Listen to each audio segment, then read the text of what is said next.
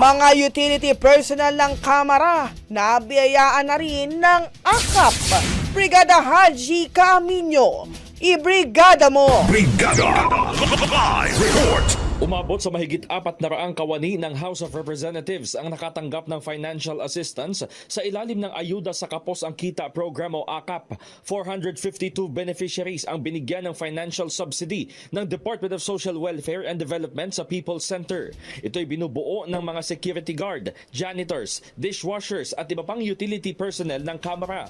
Bawat isa ay pinagkalooban ng tig 10,000 piso at 10 kilo ng bigas mula naman sa Office of the Speaker. Ang aktibidad ay bilang pagkilala sa di matatawarang kontribusyon ng mga naturang manggagawa sa araw-araw na operasyon ng Kamara. Ayon kay House Speaker Martin Romualdez, ang panahon ng Kapaskuhan ay nananawagan ng pagbabahagi ng biyaya at oras, lalo't ang simpleng pagdamay ay nagbibigay na ng liwanag sa buhay. Sa paghahanda naman sa pagsalubong sa bagong taon, marapat anyang panghawakan ang pangako ng mas magandang kinabukasan sa tulong ng pagkakaisa at pagtutulungan. In the heart of changing lives, ito si Brigada Haji Camino ng 105.1 Brigada News FM Manila, The Music and News Authority.